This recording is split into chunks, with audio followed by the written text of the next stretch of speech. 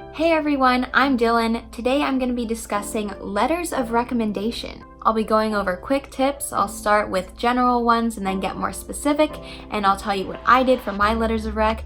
Let's get started. So the general tips that people will tell you and that I agree with is that you should choose someone who will speak highly of you, a teacher that you can trust, someone who is a good writer in general. So an English teacher is often recommended. I did not choose an English teacher though, and I will tell you my reasons why in a sec. But yes, you want to choose someone who knows you well, whether that's in the classroom or out of the classroom or both. That would be fantastic. Just someone who you know that can really speak highly of you for these colleges.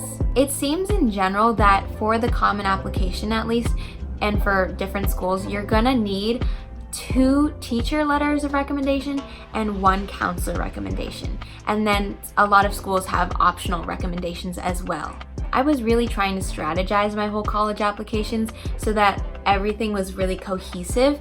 So I wanted to come across as someone who does art and tech as like their main things, because that was the thing that I was applying for most of the time in my schools, like some sort of design mixed with tech. Sorry, there's my dog. Basically a program that somehow combined art with technology and a bunch of other stuff, because I'm interested in a lot of other stuff.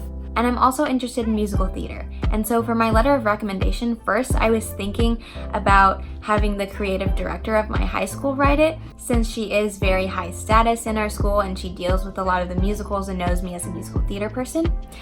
However, that's not the story I wanted to tell to the colleges, because I'm not going for theater or musical theater. So I wanted to choose teachers that would showcase the art side of me and the STEM side of me.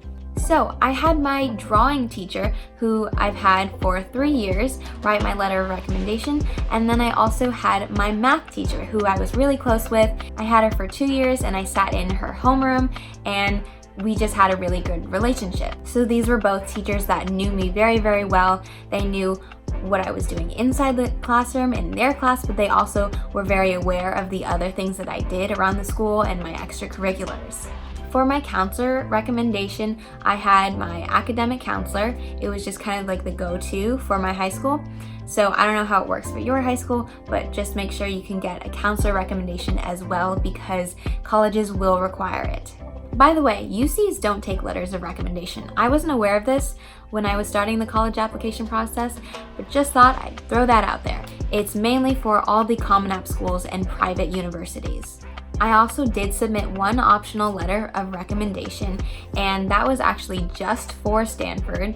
I had my TA of the Girls Who Code program that I did a couple years back write me a letter of recommendation, because I was really close with her, formed a good bond with her, and she knows how I work in terms of computer science rather than math. Even though that was my STEM letter of recommendation, I wanted another one to showcase computer science. Also, I'm just remembering when I said I asked my drawing teacher to write me a letter of recommendation, he is still considered an academic teacher, because I know on the Common App it says academic teacher, and that freaked me out for a while because I was like, but he's an art teacher, is that not art and academic? Like, they're not the same thing.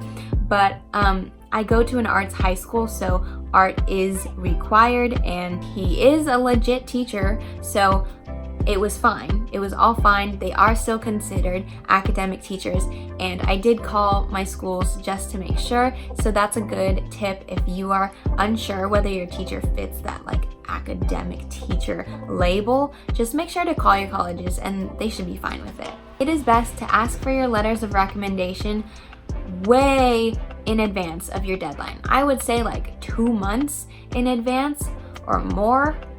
Some of you might be saying, what? That's ridiculous. But no, you need to tell them in advance, because they're gonna have a bunch of other kids in line trying to get letters of recommendation as well. And you wanna be the first one in line so that their attention goes to you and yours actually gets done.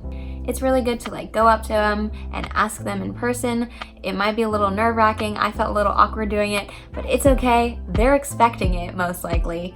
So just go up to them and be really nice and ask if they can write it for you. And then as it gets closer to your deadline, it's good if you can send them a little reminder email hey, just so you know, my deadline is whatever your deadline is, and then just remind them that you still need that letter of recommendation.